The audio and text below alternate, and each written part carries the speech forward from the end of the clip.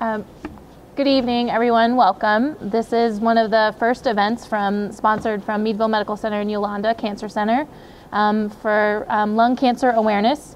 November is Lung Cancer Awareness Month, and so we're here to talk about lung cancer. And as a pulmonologist, I'm Dr. Andra Fee from Meadville Medical Center. I'm here to give you an update on lung cancer and lung cancer screening.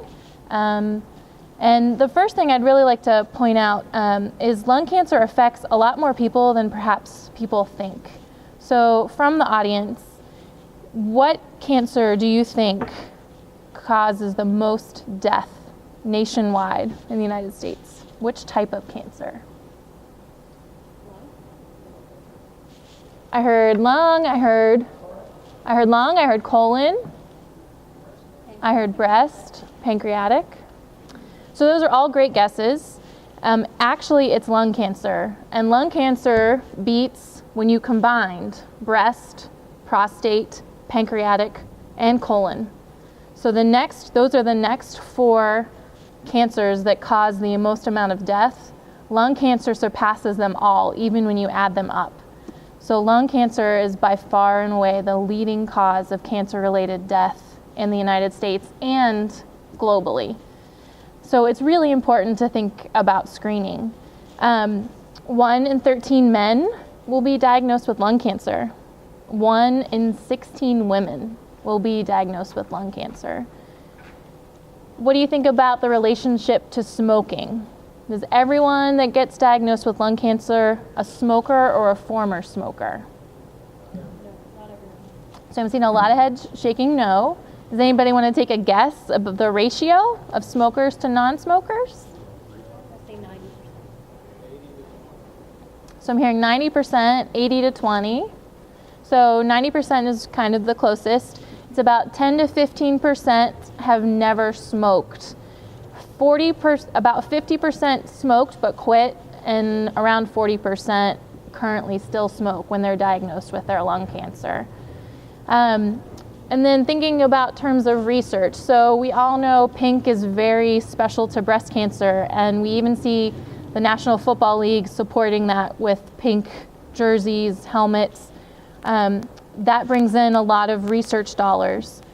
Does anybody want to take a guess of the ratio of research dollars of breast cancer to lung cancer? And I heard 5 to 1, 10 to 1. Now keep in mind, lung cancer takes more lives than breast cancer by about 5 times.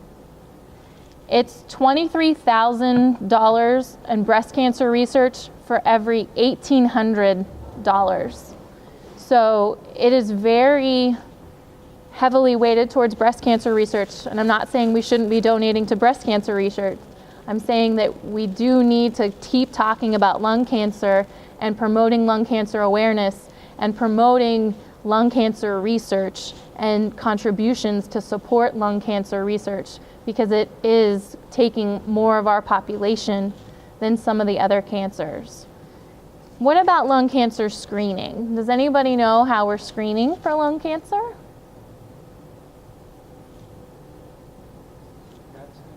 CAT scanning?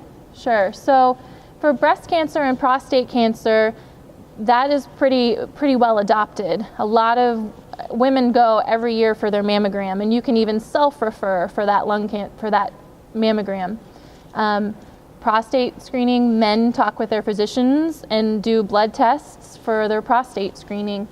But lung cancer screening is a CAT scan. And a lot of patients that I see that I offer lung cancer screening to, as laying on their back going through a CAT scan machine, decline. So there's a big gap there of trying to educate the patient on why they need to be screened. Who do you think we should be screening? Should we screen everybody in the United States because it's the largest killer of cancer, or do you think that we've done some research on who we should be screening?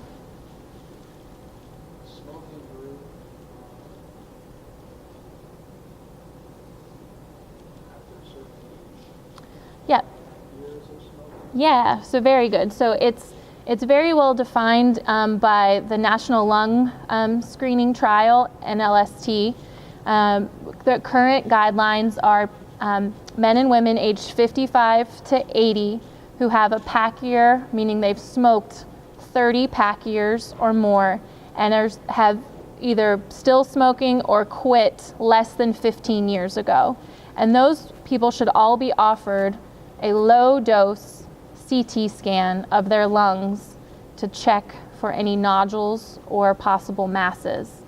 And that trial really uncovered a lot of early stage cancers, which is really important. Any guesses on the majority of the stage of cancer of lung cancer at diagnosis? From CAT scan, you mean, or from a low-dose CT, or from So from low-dose CT, we're diagnosing early, but the overall trend, because low-dose CT unfortunately isn't that well adopted yet, but the current diagnosis of lung cancer anyway, really. Stage 3 and stage 4. So lung cancer is graded, most of lung cancers are graded stage 1 being the earliest, stage 4 being the latest, and we're finding most cancers very late stage 3 or 4. And unfortunately, when we're finding it late stage, it's much harder to treat for a cure. If we can find it stage 1, 2, even early stage 3, there are a lot more opportunities to treat patients for a cure. And that's where we need to be really focusing on the screening aspect and getting patients to really want to do a low-dose CT just as they want to do their mammograms or get screened for prostate or get screened for colon cancer. So we're hopeful that this event, among other things that we can do, will bring awareness to lung cancer and get more people interested in lung cancer screening. What it takes as a patient to get screened for lung cancer is to talk to your family doctor or a lung specialist, a pulmonologist, about that.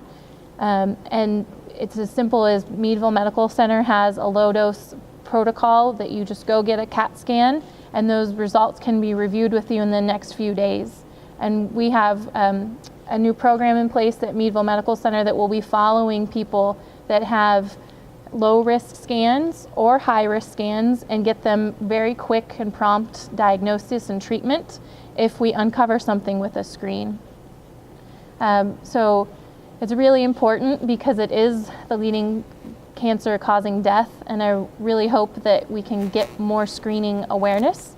If you have any questions, I'm happy to answer.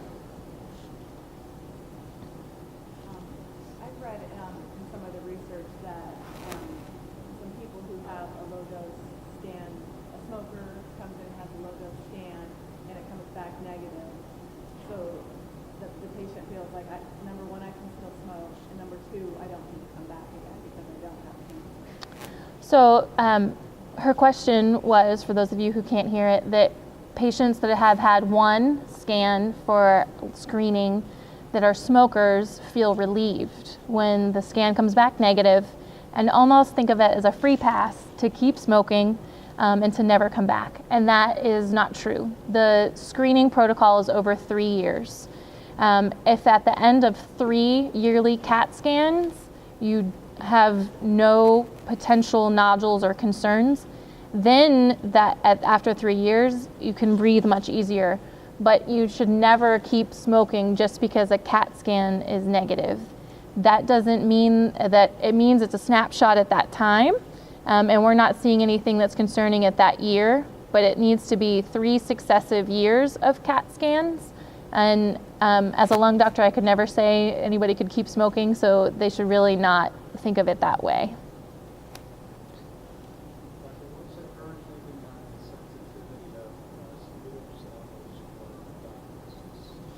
So the question was, what's the sensitivity of sputum samples for diagnosis? And unfortunately, it's really low.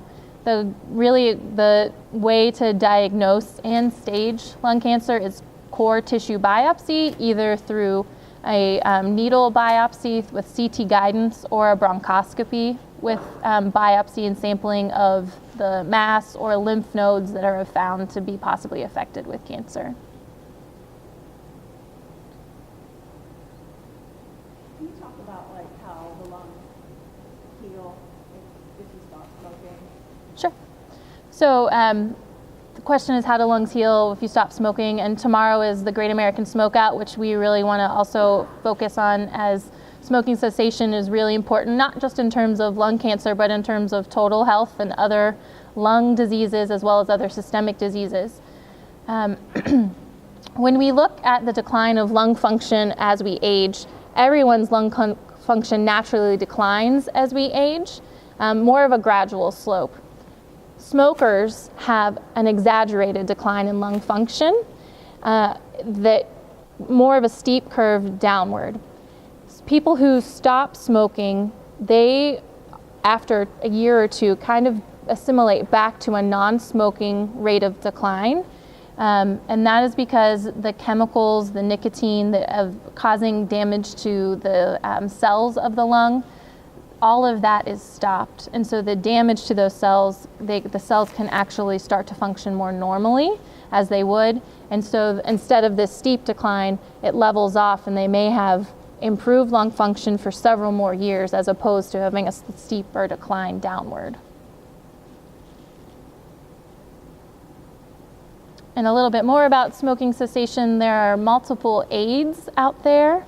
It's not just patches and gum anymore. There are medications, there are support groups, there are quit groups, there are quit lines. And so we know it's an addiction and we know it's very hard, but quitting smoking can save your life from cancer, but also improve your quality of life from other diseases such as COPD, peripheral vascular disease. Smoking sets you up for risk for other cancers, not just lung cancer. So quitting smoking is the best thing you can do for your health.